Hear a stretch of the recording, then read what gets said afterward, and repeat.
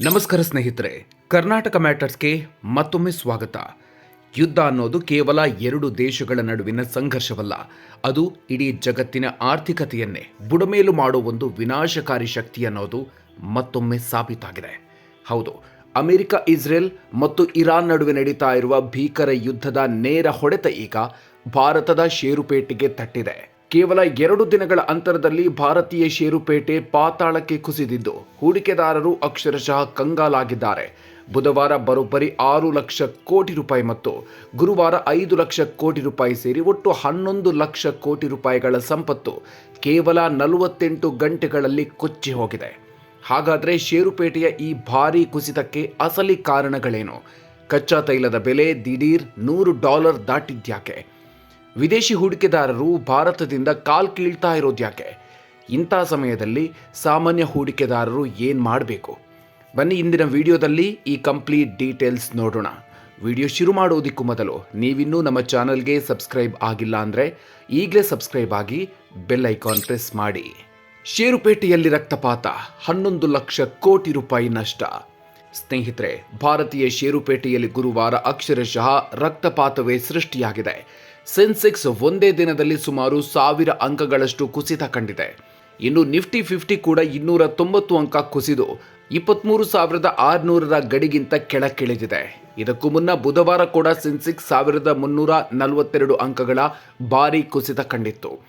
ಕೇವಲ ಈ 2 ದಿನಗಳ ಕುಸಿತದಿಂದಾಗಿ ಬಿಎಸ್ಸಿಯಲ್ಲಿ ಲಿಸ್ಟ್ ಆಗಿರುವ ಎಲ್ಲ ಕಂಪನಿಗಳ ಒಟ್ಟು ಮೌಲ್ಯದಲ್ಲಿ ಸುಮಾರು 11 ಲಕ್ಷ ಕೋಟಿ ರೂಪಾಯಿ ಆವಿಯಾಗಿದೆ. Zomato, IndiGo, Mahindra and Mahindra, L&T, ICICI ಬ್ಯಾಂಕ್ನಂಥ ದೈತ್ಯ ಕಂಪನಿಗಳ ಷೇರುಗಳು 2% 4% ಪಾತಾಳಕ್ಕೆ ಕುಸಿದಿವೆ. ಮಾರುಕಟ್ಟೆ ಕುಸಿತಕ್ಕೆ ಕಾರಣ ಏನು?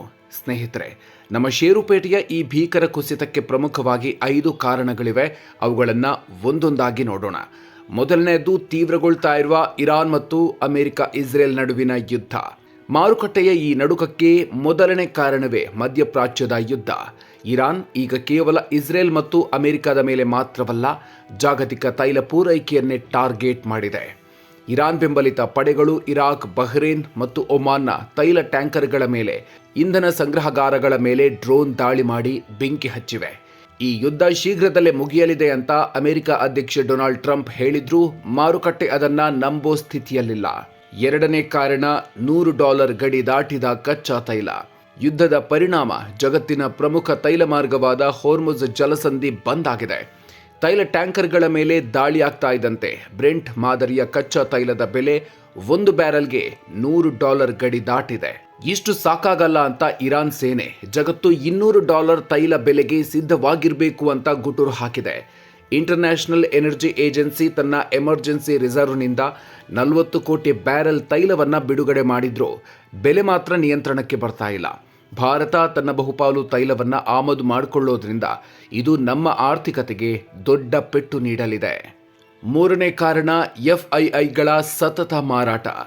ವಿದೇಶಿ ಸಾಂಸ್ಥಿಕ ಹೂಡಿಕೆದಾರರು ಸತತ 9 ದಿನಗಳಿಂದ ಭಾರತೀಯ ಮಾರುಕಟ್ಟೆಯಿಂದ ತಮ್ಮ ಹಣವನ್ನು ವಾಪಸ್ ತೆಗೆದಿದ್ದಾರೆ. ಬುಧವಾರ ಒಂದೇ ದಿನ 6,267 ಕೋಟಿ ರೂಪಾಯಿ ಮೌಲ್ಯದ ಷೇರುಗಳನ್ನು ಇವರು ಮಾರಾಟ ಮಾಡಿದ್ದಾರೆ. ಕಳೆದ 9 ದಿನಗಳಲ್ಲಿ ಒಟ್ಟು 50,119 ಕೋಟಿ ರೂಪಾಯಿಗಳನ್ನು ಭಾರತದಿಂದ ಹೊರ ತೆಗೆದಿದ್ದಾರೆ. ಇದು ಹೂಡಿಕೆದಾರರಲ್ಲಿ ಮತ್ತಷ್ಟು ಆತಂಕ ಸೃಷ್ಟಿಸಿದೆ. ನಾಲ್ಕನೇ ಕಾರಣ, ಏರಿಕೆಯಾದ ಅಮೆರಿಕದ ಬಾಂಡ್ ಯೀಲ್ಡ್. ಕಚ್ಚಾ ತೈಲದ ಬೆಲೆ ಏರಿಕೆಯಾಗ್ತಾ ಇದ್ದಂತೆ ಅಮೆರಿಕದಲ್ಲಿ ಹಣದುಬ್ಬರ ಹೆಚ್ಚಾಗುವ ಭೀತಿಯಿಂದ ಅಲ್ಲಿನ ಟ್ರೆಜರಿ ಬಾಂಡ್ ಯೀಲ್ಡ್ಗಳು ಏರಿಕೆಯಾಗಿವೆ. 10 ವರ್ಷದ ಬಾಂಡ್ ಯೀಲ್ಡ್ 4.22ಕ್ಕೆ ತಲುಪಿದೆ. ಬಾಂಡ್ಗಳಲ್ಲಿ ಹೆಚ್ಚಿನ ರಿಟರ್ನ್ ಸಿಗ್ತಿರೋದ್ರಿಂದ ವಿದೇಶಿ ಹೂಡಿಕೆದಾರರು ಷೇರುಪೇಟೆಗಿಂತ ಬಾಂಡ್ಗಳಲ್ಲಿ ಹೂಡಿಕೆ ಮಾಡೋದಕ್ಕೆ ಹೆಚ್ಚು ಒಲವು ತೋರ್ತಿದ್ದಾರೆ. ಐದನೇ ಕಾರಣ, ಪಾತಾಳಕ್ಕೆ ಕುಸಿದ ರೂಪಾಯಿ ಮೌಲ್ಯ. ಡಾಲರ್ ಎದುರು ಭಾರತೀಯ ರೂಪಾಯಿ ಮೌಲ್ಯ ಭಾರೀ ಕುಸಿತ ಕಂಡಿದೆ. ಗುರುವಾರ ರೂಪಾಯಿ ಮೌಲ್ಯ 31 ಪೈಸೆ ಕುಸಿದು $1ಗೆ 92.32 ರೂಪಾಯಿಗೆ ತಲುಪಿದೆ. ದುಬಾರಿ ಕಚ್ಚಾ ತೈಲ ಮತ್ತು ಬಲಿಷ್ಠವಾಗ್ತಾ ಇರುವ ಡಾಲರ್ ಸೂಚ್ಯಂಕ ನಮ್ಮ ರೂಪಾಯಿಯನ್ನ ಮತ್ತಷ್ಟು ದುರ್ಬಲಗೊಳಿಸ್ತಾ ಇದೆ. ಹಾಗಾದ್ರೆ ಹೂಡಿಕೆದಾರರು ಈಗ ಏನ್ ಮಾಡಬೇಕು? ಸ್ನೇಹಿತರೆ, ಇಂಥ ಸಮಯದಲ್ಲಿ ಹೂಡಿಕೆದಾರರು ಕಂಗಾಲಾಗೋದು ಸಹಜ. ಆದರೆ ಮಾರುಕಟ್ಟೆ ತಜ್ಞರ ಪ್ರಕಾರ ಇದು ಭೌಗೋಳಿಕ ರಾಜಕೀಯ ಬಿಕ್ಕಟ್ಟಿನಿಂದ ಆಗ್ತಾ ಇರುವ ತಾತ್ಕಾಲಿಕ ಕುಸಿತ. ಇತಿಹಾಸ ನೋಡಿದ್ರೆ ಯುದ್ಧದ ಕಾರ್ಮೋಡ ಸರಿದಾಗ ಮಾರುಕಟ್ಟೆ ಮತ್ತೆ ಪುಟಿದೆದ್ದಿದೆ. ಆದ್ರಿಂದ ಗಾಬರಿಯಾಗಿ ನಿಮ್ಮ ಷೇರುಗಳನ್ನು ನಷ್ಟಕ್ಕೆ ಮಾರಾಟ ಮಾಡಬೇಡಿ. ನಿಮ್ಮ SIPಗಳನ್ನು ಮುಂದುವರಿಸಿ. ದೀರ್ಘಾವಧಿ ಹೂಡಿಕೆದಾರರಿಗೆ ಇದೊಂದು ಉತ್ತಮ ಅವಕಾಶ.